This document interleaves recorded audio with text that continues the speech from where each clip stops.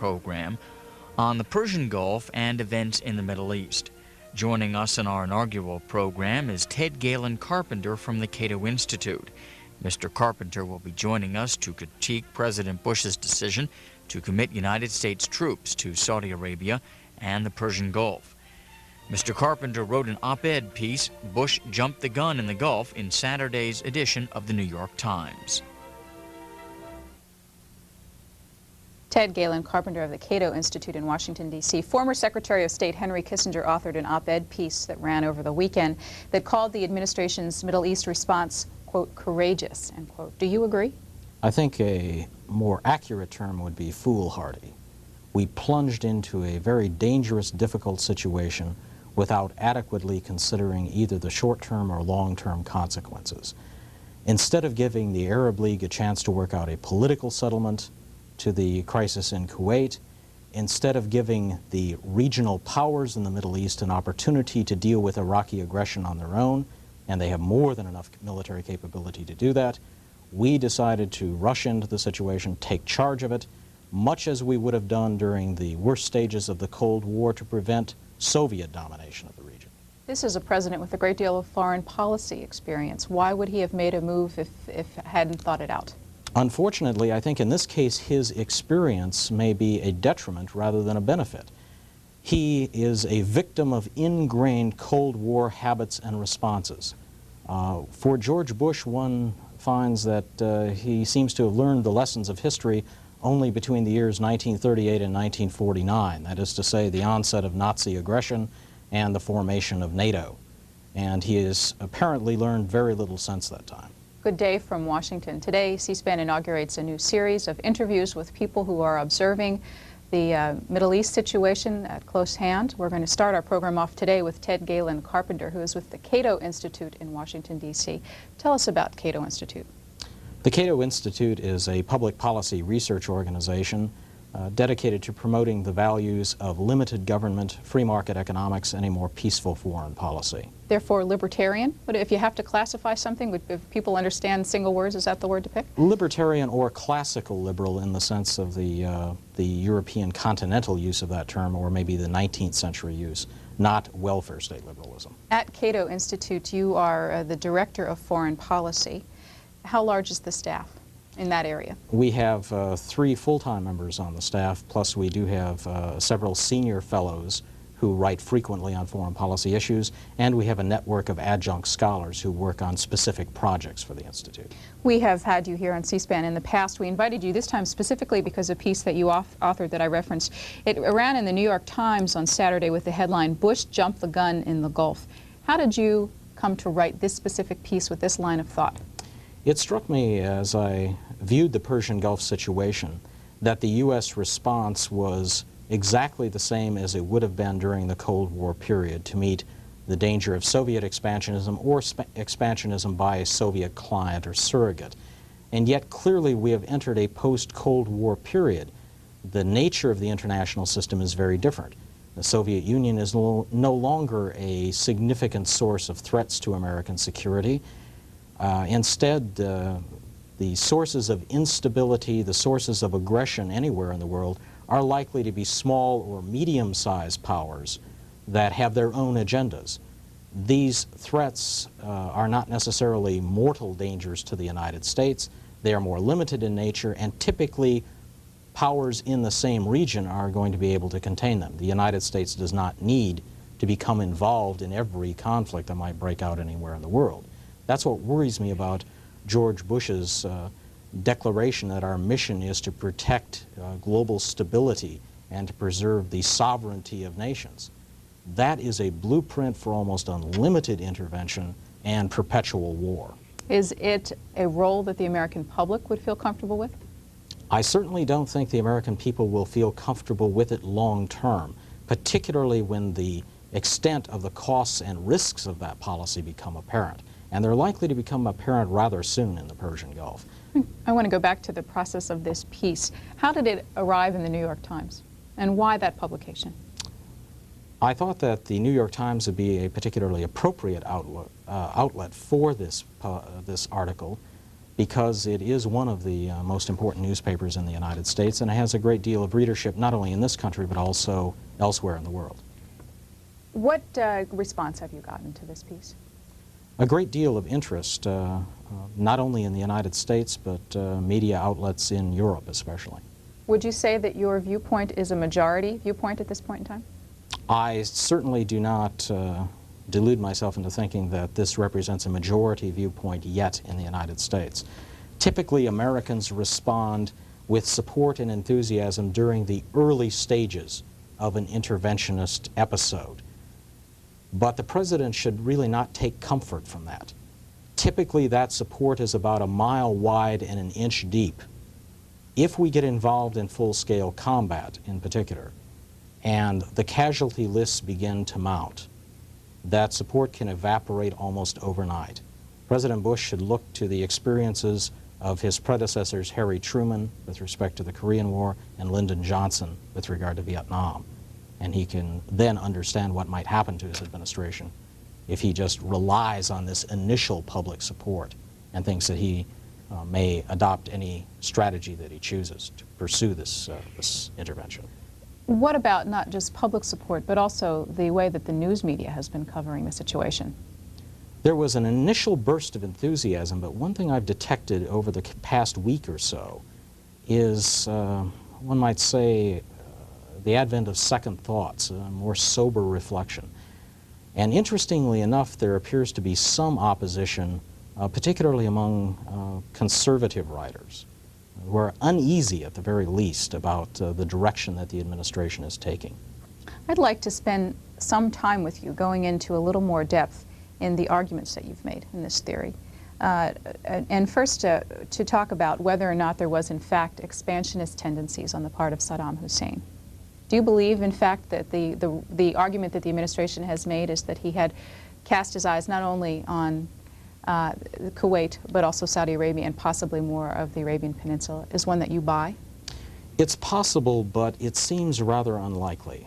For one thing, Iraq has always had a claim on Kuwaiti territory. It's a somewhat tenuous claim, to be sure, but there is a certain amount of historical precedent here. Iraq has no such long-standing claims on Saudi territory or other territory on the Arabian Peninsula. Beyond that, if Iraq had wanted to take Saudi Arabia, the intelligence strategy would have been to just keep going once the conquest of Kuwait was complete, because the Saudis were caught off guard. Most other countries in the region, even the United States, was caught off guard. It made no sense at all for Saddam Hussein simply to have waited and allowed the other nations to react and reorganize. That suggests that probably Iraq did not have designs on Saudi Arabia, but we can never be sure of that. There's no way of determining it for certain. When those in support of the move point to the Iraqis, they also will say that they have the resources that enable them to carry out this mission and to continue to expand. They have not only a large army, but they also have money. The Iraqis do have significant military capabilities. There's no question about that. A million-man army to start with. However, one must assess that against the backdrop of the capabilities of Iraq's neighbors.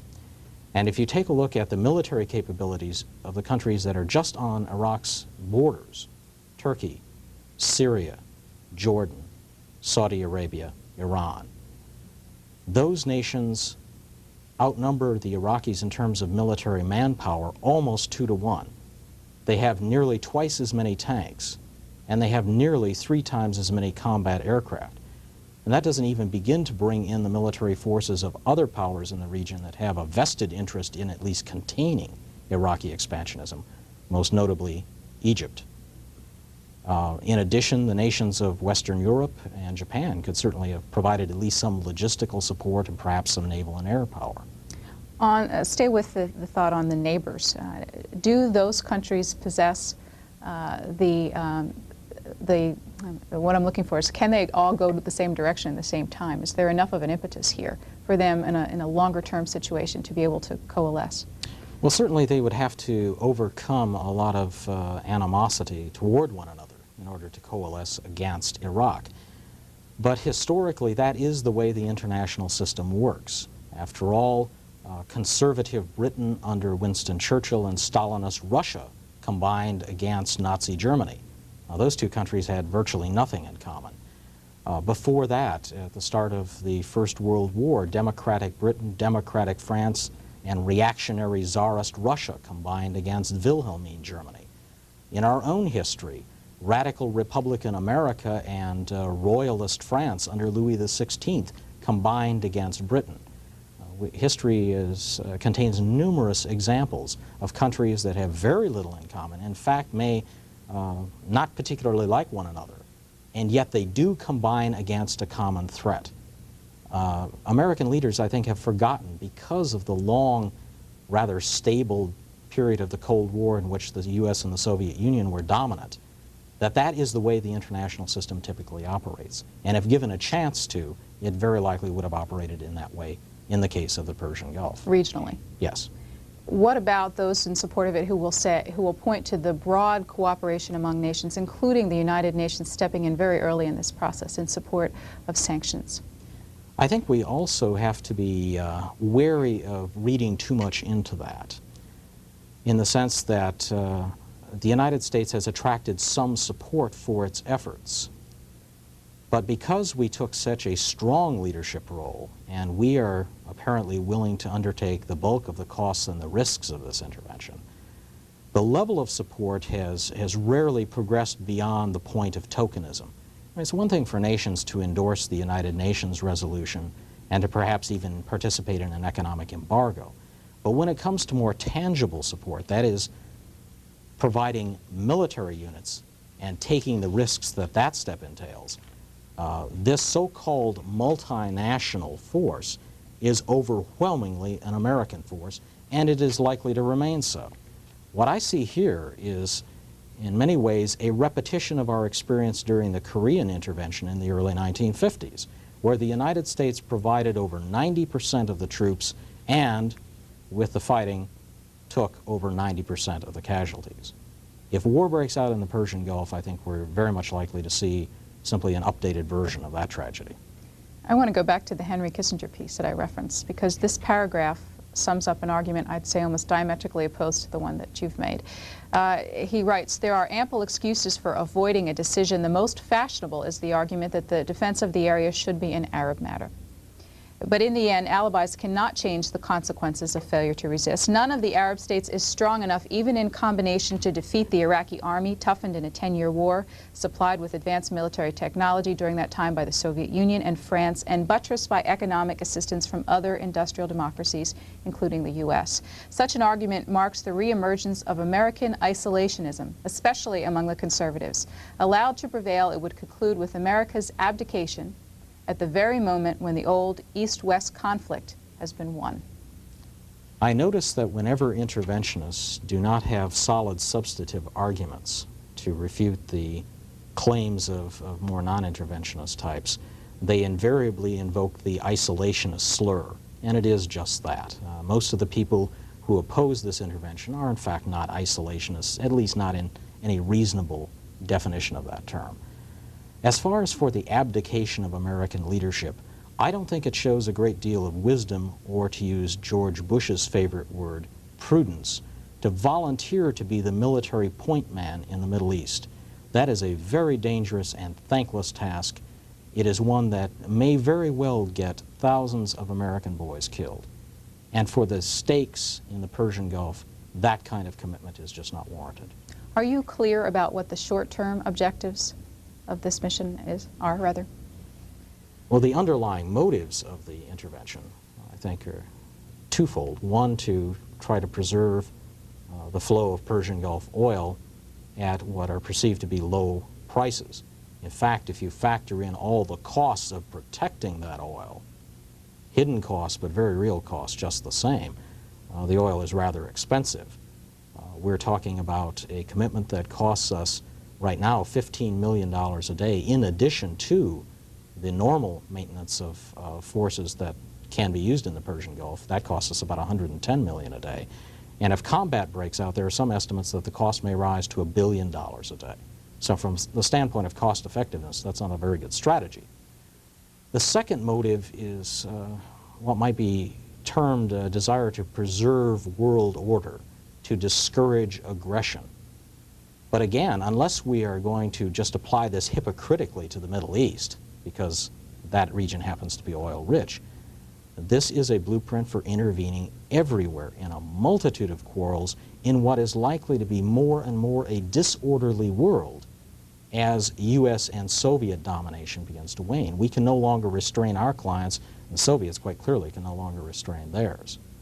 So this strategy, I think, is flawed on both counts. What's the alternative then in the longer term? The alternative is to define America's vital security interests less expansively than we've done during the Cold War, reserving American military action only for the defense of those vital interests.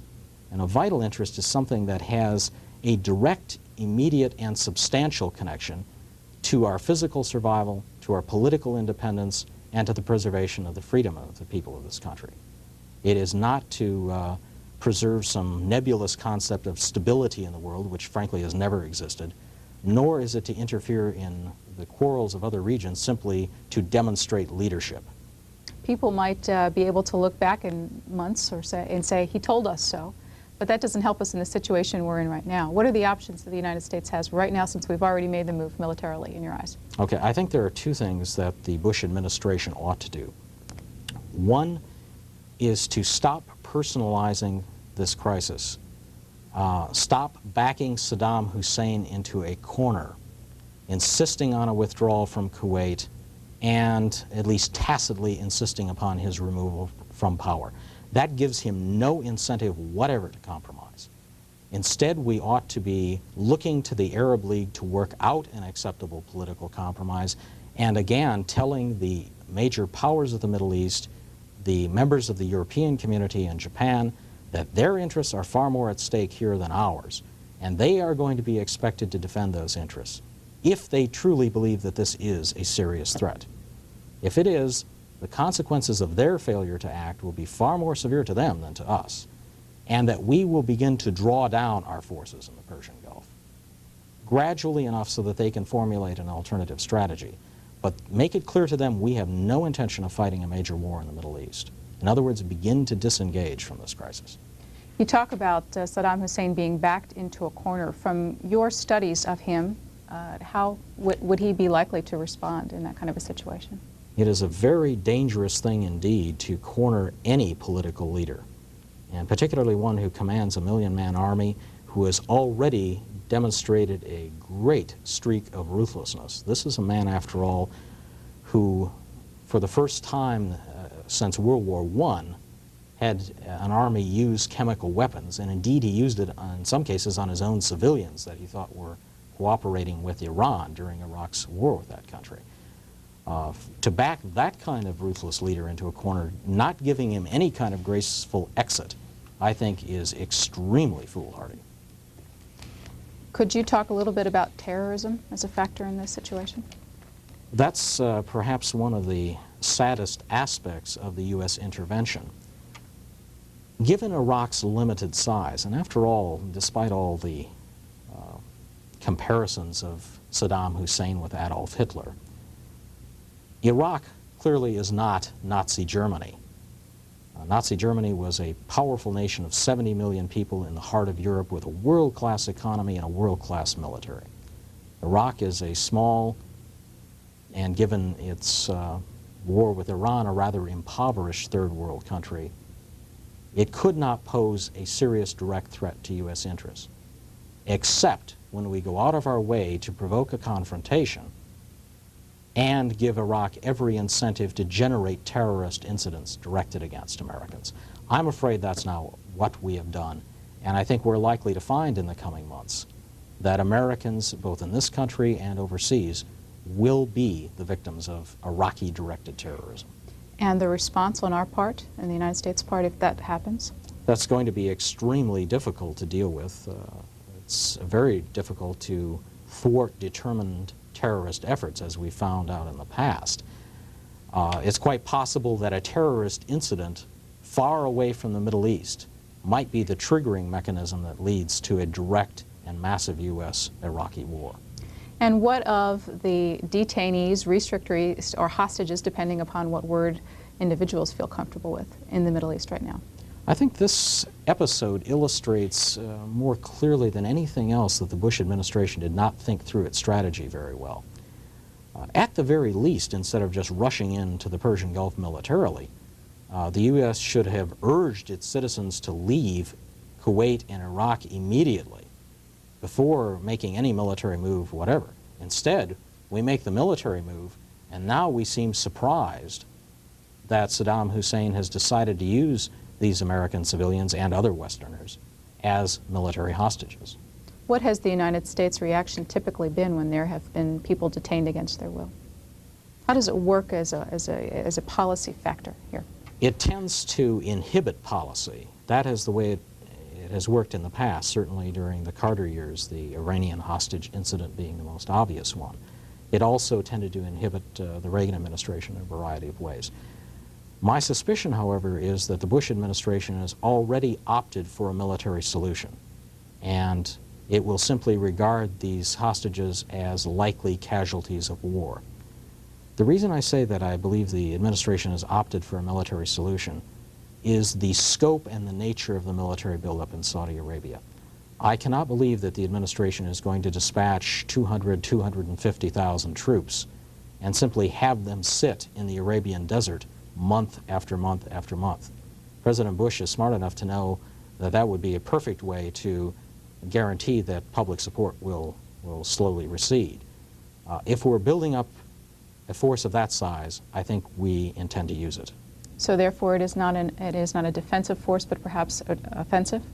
I think that, in fact, is the ultimate objective, to dislodge Iraq from Kuwait and very likely overthrow the Saddam Hussein regime. In the way that Washington works, you talked about one part of your theory as to why the administration would make a move like this.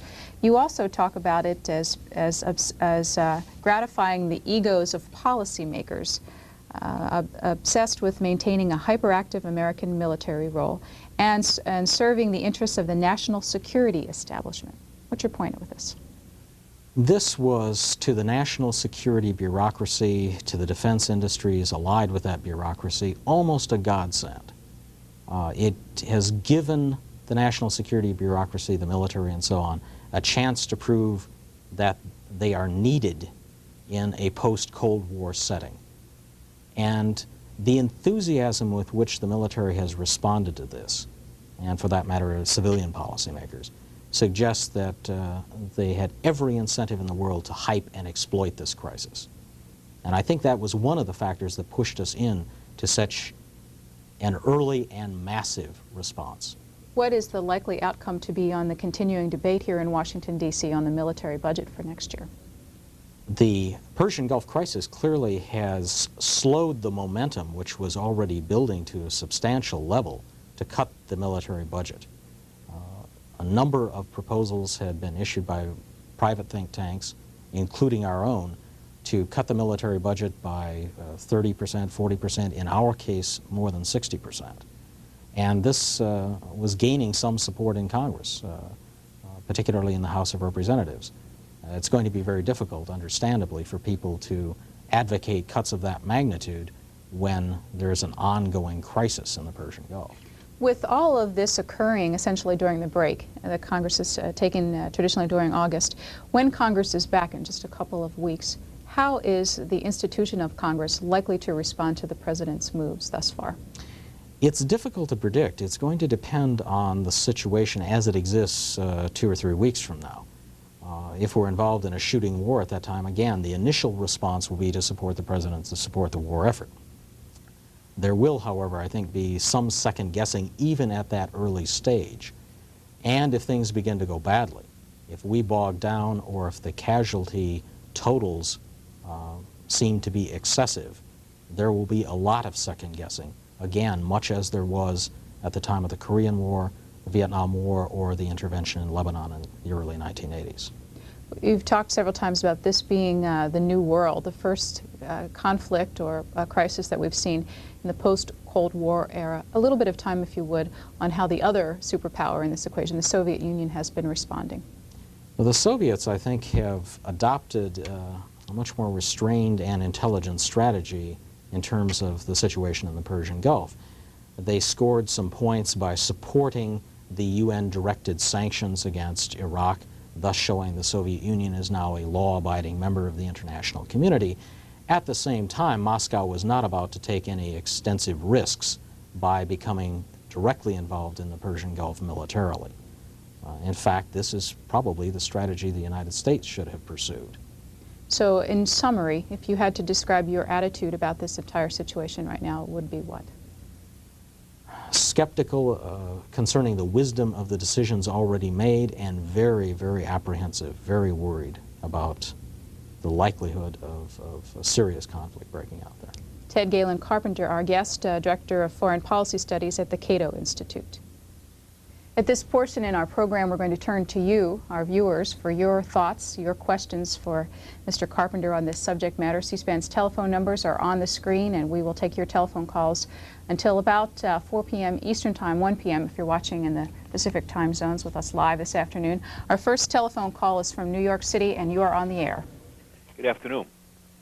I agree with some of the statements that the gentleman made, but I also disagree with him because I really believe the only reason why he took Kuwait was that he needed a port to dump his oil and to control the price of oil to his bearings. And in turn, we will look at a couple of things he said. Damn if you do, damn if you don't, Jordan's going to be the battle place for it. The United States should move into Kuwait, strictly 100 volunteer soldiers, and I mean volunteer, to protect embassy property there, and only 100. And if you look at him giving up the land in Iran, he's saying he's short military. He doesn't have the manpower. He doesn't have it. He lost quite a bit during the Iran-Iraq war. If he had it, he would have moved down to Oman, United Emirates, right down the line. Nothing would have stopped him. Thank you, caller. I think there's 2 points here.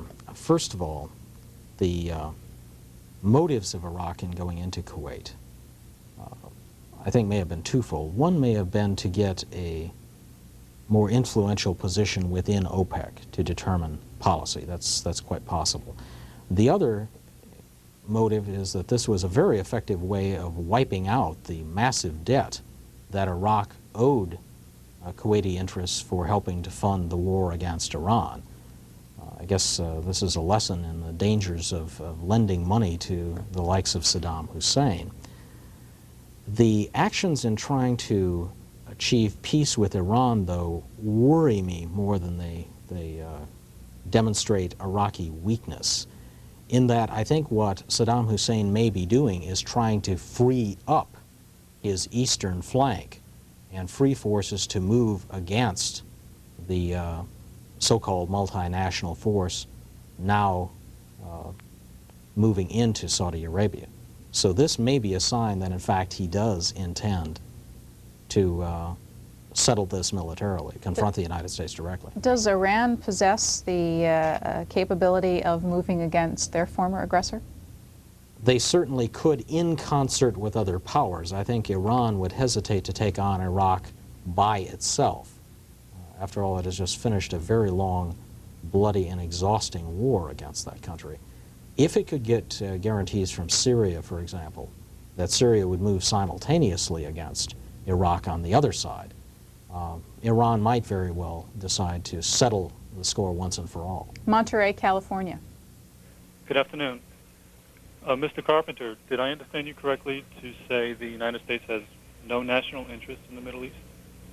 I would say the United States has at most peripheral interests in the Middle East. Obviously, oil is important to the American economy as it is to the economies of other Western countries. And absorbing an increase in the price of oil would not be a pleasant development. Nonetheless, estimates from very reputable economists suggest that even if Saddam Hussein had managed to get greater influence over oil pricing policy and oil prices had gone to $30 a barrel or in that range, the total effect on the American economy per year would be about $30 billion.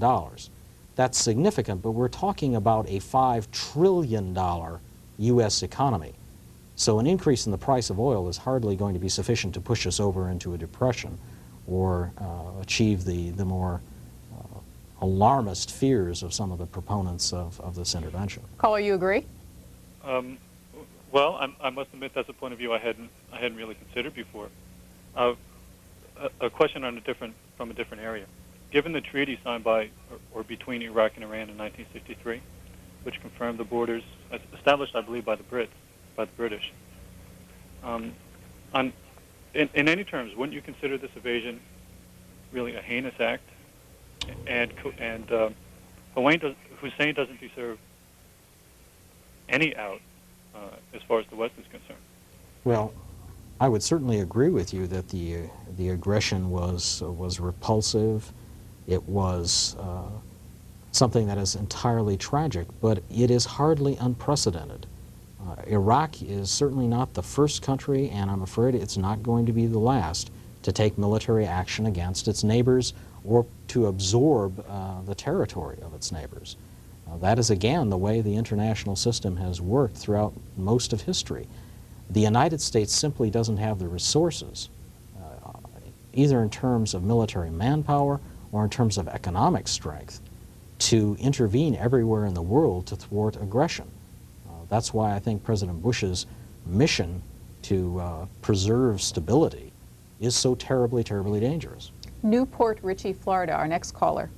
Good afternoon. Good afternoon. Mr. Carpenter, the fact that you're expressing a minority view today on the Middle East crisis does not mean that it will remain a minority view for long. I tend to think it will not. It also doesn't mean that your view is neither logical nor correct in this instance. I happen to believe your views are both logical and correct, and I have a question for you. My dissatisfaction with what has happened up until this point is that I feel that George Bush has been taking some very poor advice and that he has not thought about the possible consequences.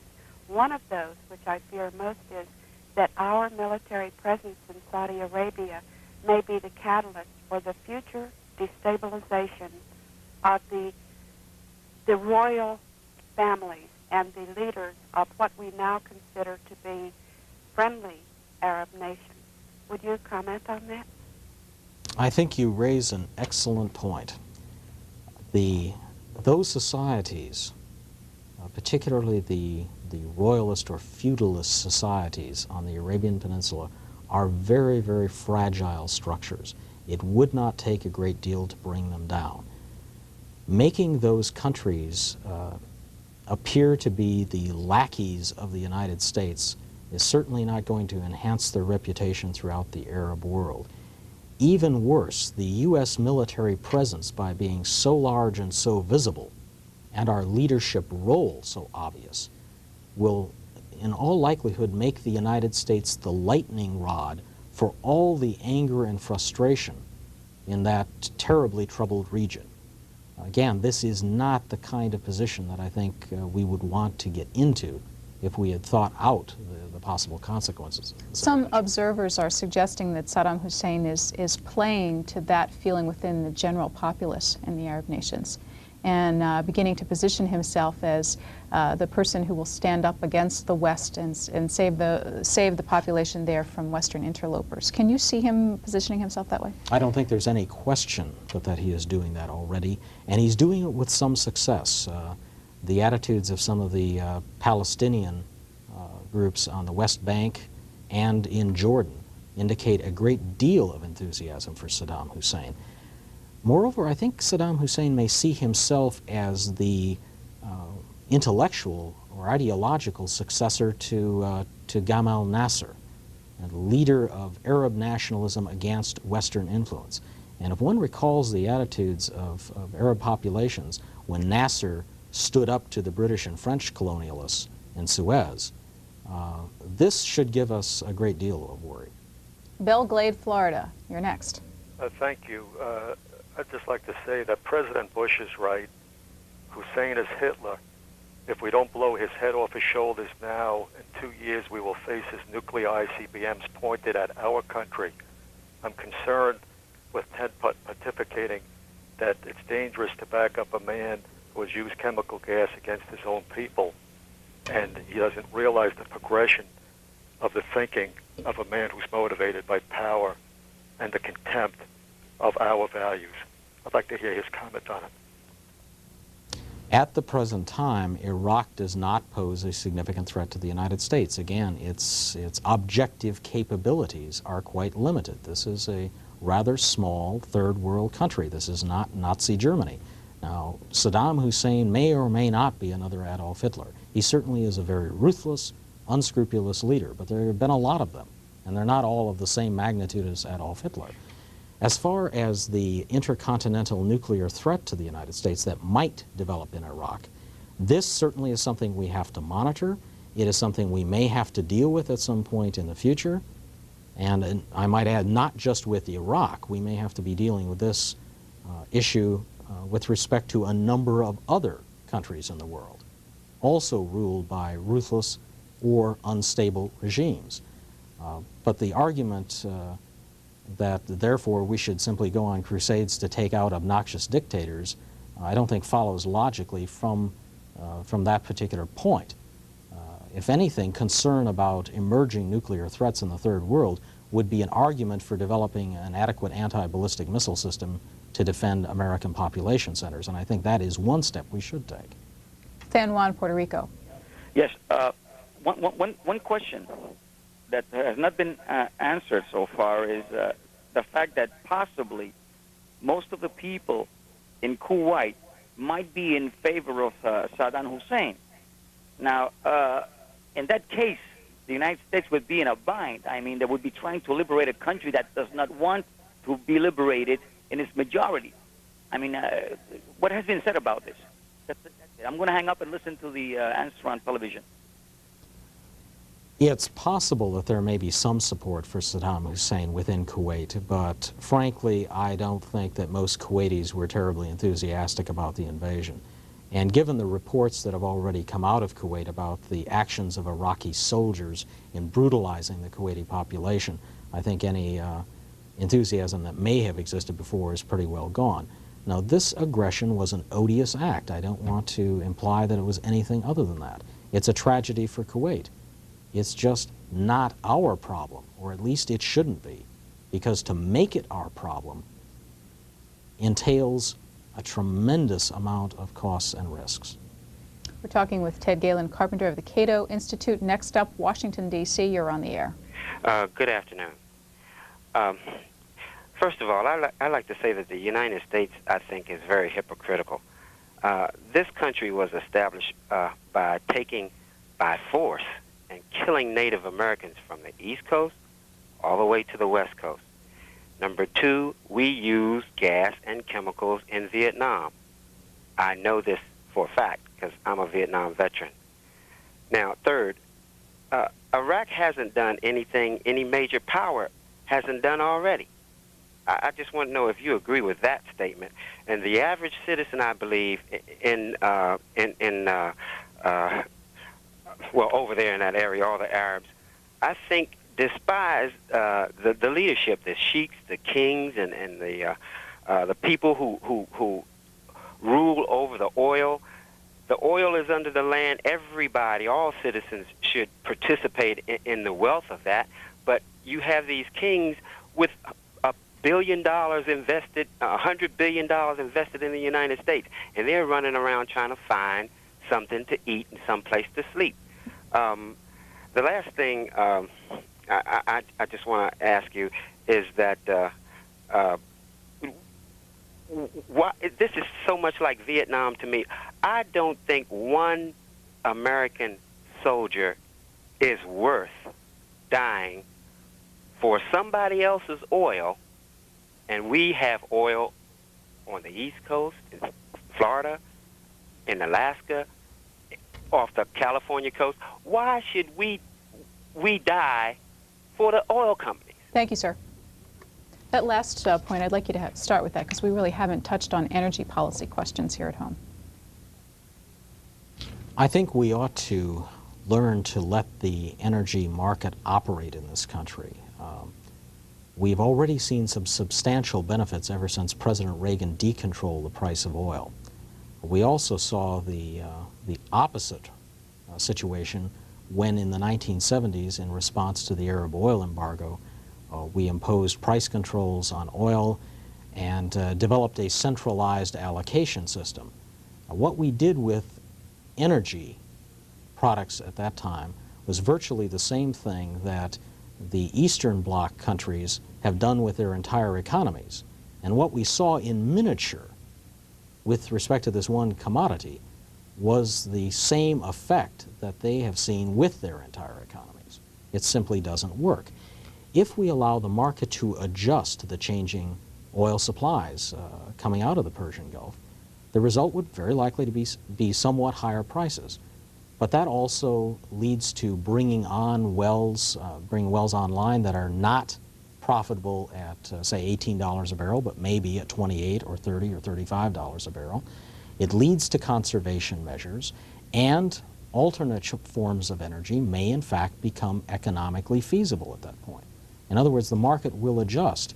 We don't have to try to preserve a particular supply of oil by sending in our troops and incurring massive expenses, not to say the risk of loss of life, in order to achieve that result. Is the American society ready for those measures? I hope that the American people are ready to let the market work, but when I see the bashing of the oil companies that went on because they raised prices when it was clear that supplies from the Persian Gulf might be at risk, and the exploitive behavior of members of Congress in bashing the oil industry, I wonder if we've learned lessons from the mistakes that were made in the 1970s, and I'm afraid I'm rather pessimistic on that score. Los Angeles, you're next. Go ahead. Yeah, good day, Mr. Carpenter. First of all, I'll agree with you that I think the president moved too fast in sending those troops to Saudi Arabia. And secondly, I think the idea of having Israel involved in this thing really comes in because, you know, the Israelis should actually do something about those Palestinians they keep killing every day in the West Bank. I think it's very deplorable, and what Saddam is doing is very, very right, because those sheikhs in Saudi Arabia and Kuwait are obviously very corrupt. Thank you. I don't think we should make the mistake of assuming that Saddam Hussein went into Kuwait in order to further Arab interests or to achieve justice for the Palestinians.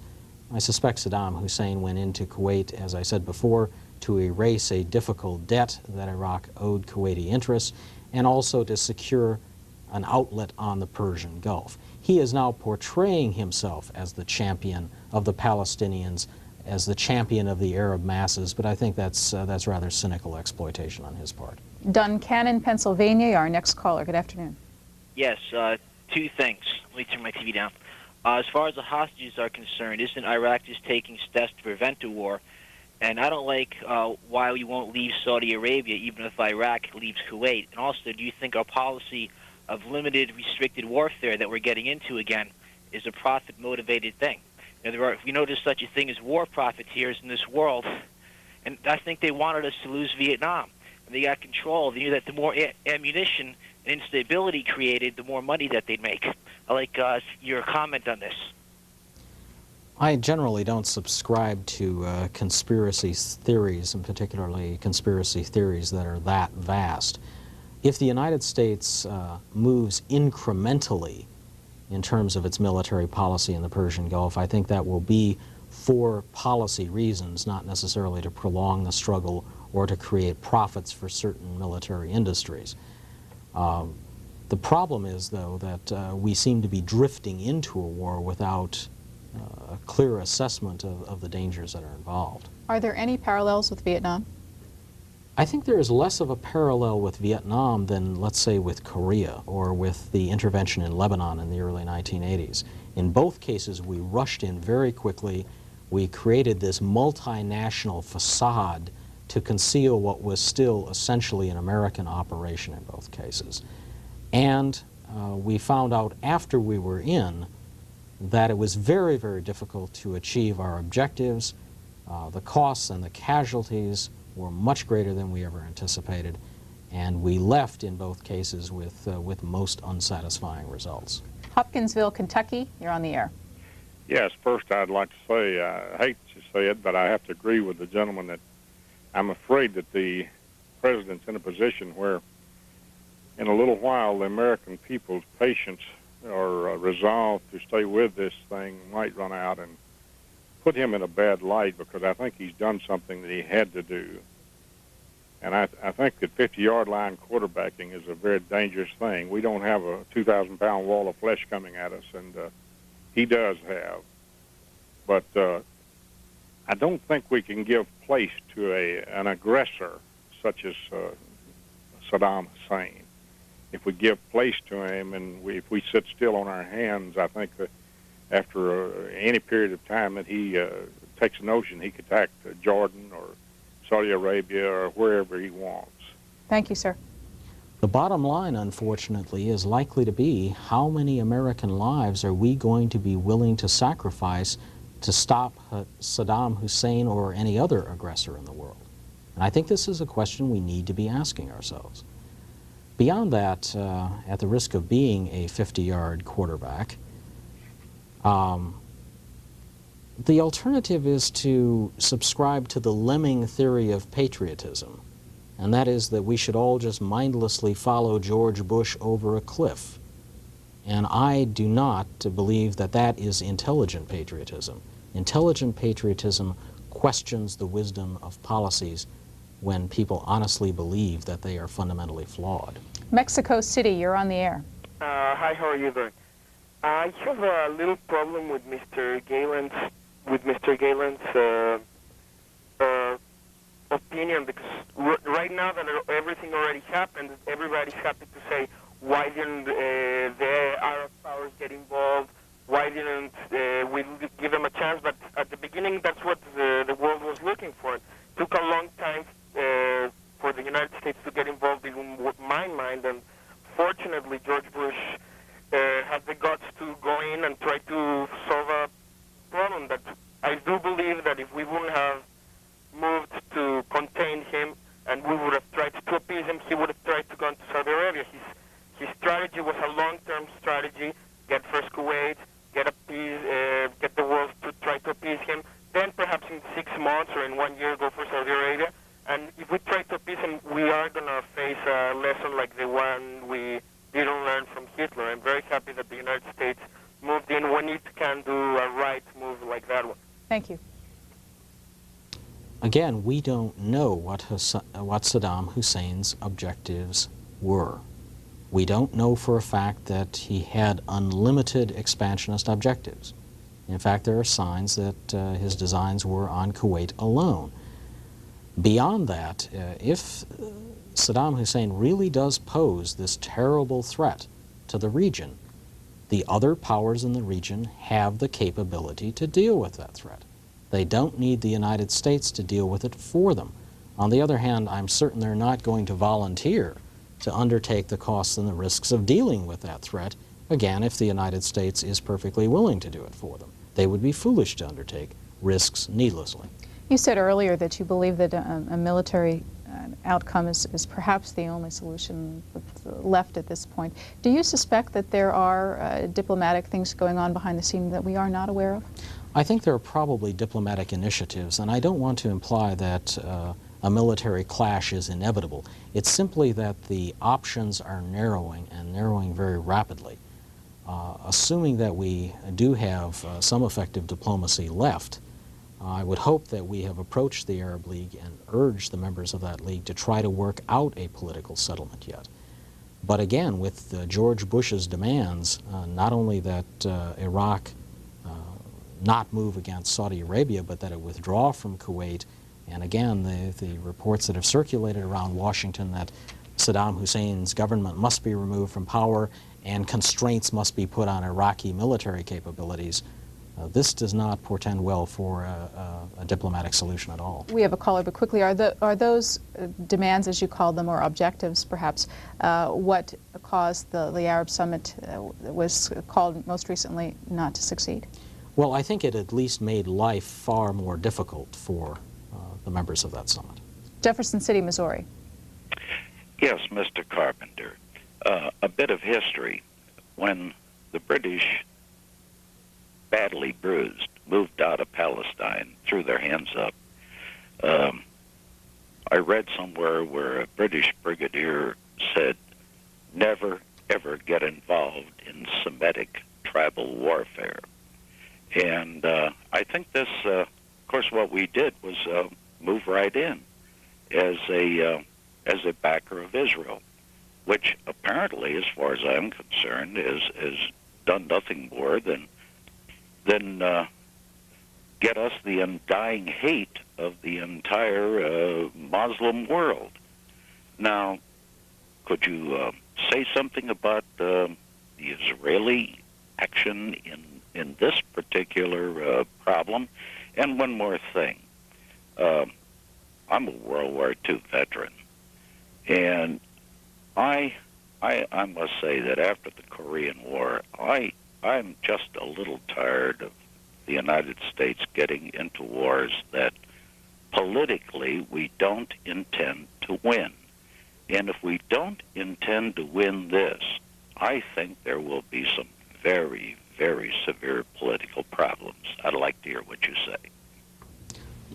To deal with the first point, I think our support for Israel is actually illustrative of a larger problem with our approach to the entire Middle East region, and that is that we have often been terribly naive. We have not understood the various political, economic, and social divisions of that region, the various trends, the forces that exist there.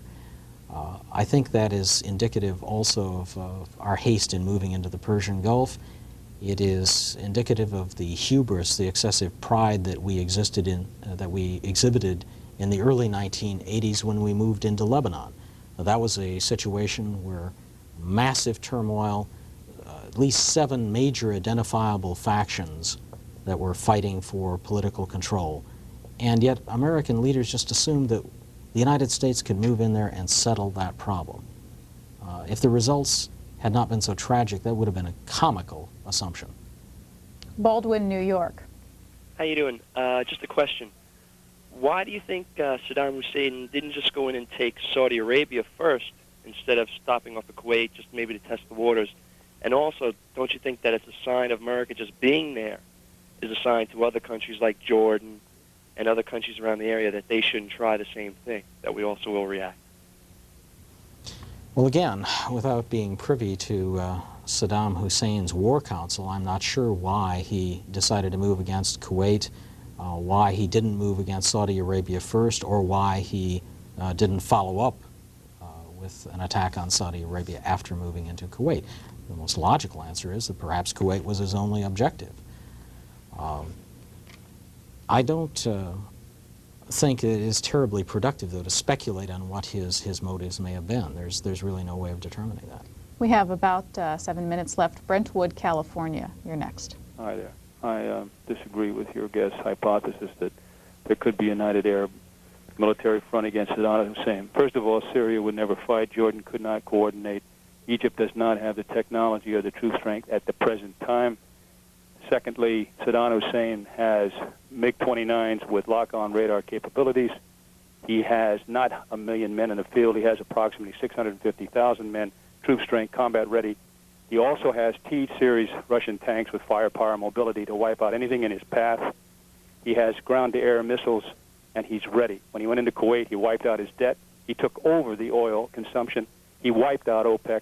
He moved 70,000 troops along the Saudi Arabian border to intimidate them and the rest of the region. I was stationed there. I know what he's capable of doing. You said for the Japanese and the Germans to commit more forces. Japan has, within their constitution, prohibits them for an expeditionary force. They cannot do so. It take them another 10 years to do so. Germany's going through unification. At best, they could lend a token force. Now, on the other hand, I agree with you. We went in there with too many troops. We could have put F-15Es into Saudi Arabia. We could have beefed up their 70,000-man force. We could have put strategic air into the Emirate states, and we could have checkmate Saddam Hussein.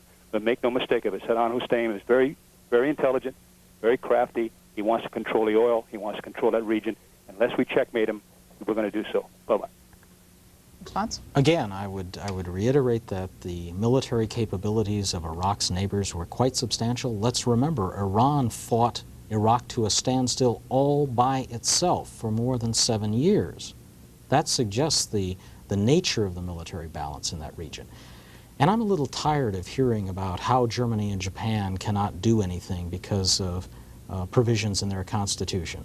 In the case of Japan, the Japanese have managed to reinterpret Article 9 of their constitution, which on the surface of it would seem to ban all military forces entirely for Japan.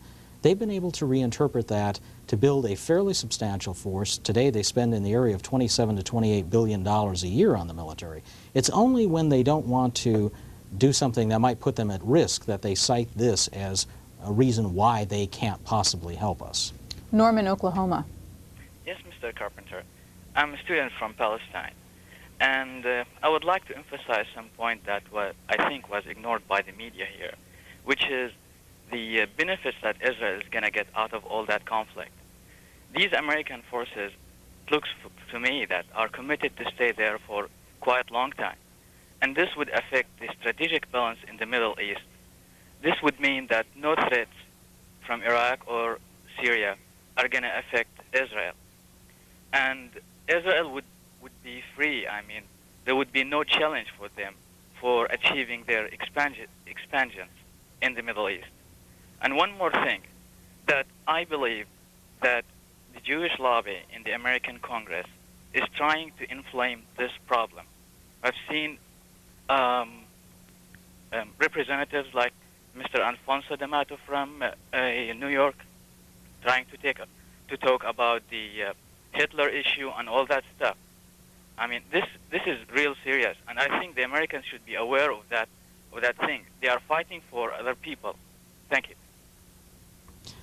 I don't think there's any doubt that the current crisis probably bolsters Israel's position. It has attempted to portray itself as a significant U.S. strategic asset in the Middle East. That reputation may very well be enhanced following this particular crisis. But I don't want to get involved in the Israeli-Palestinian dispute, and I think that underscores a larger point, namely that when the United States makes itself a major actor in Middle East affairs, we are likely to get caught in the crossfire between the Arabs and the Israelis and get caught in all the turmoil of that region. And it's simply not in our interest, in the interest of the American people, to do that. San Francisco, you're on the air. Yes, first I'd like to say that I agree with everything the gentleman has said, and that I think George Bush and his egotistical cabinet members saw a way to get the S&L crisis and his thievish son off the front burner. I resent his preventing food from going to the people of Iraq, and if I'm called up from the reserves, I'm not going. Thank you. Thank you for the call. What about the viability of the embargo tactic? The embargo may work if it can be maintained for a long enough period of time, but it's likely to be several months, perhaps even as much as a year, before it really begins to bite on Iraq. And the problem with multilateral embargoes in the past is that sooner or later, members of the coalition begin to cheat. And it remains to be seen whether that's going to happen in this case.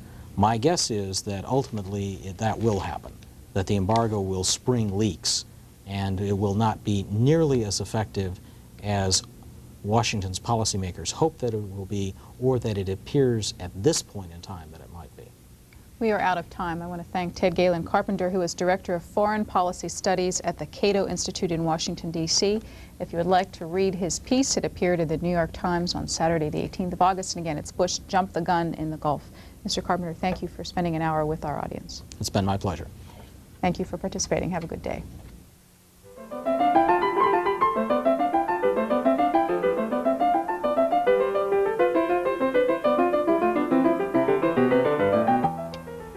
Join us tomorrow morning at 8:45 a.m. Eastern, 5:45 Pacific Time for a live viewer call-in program.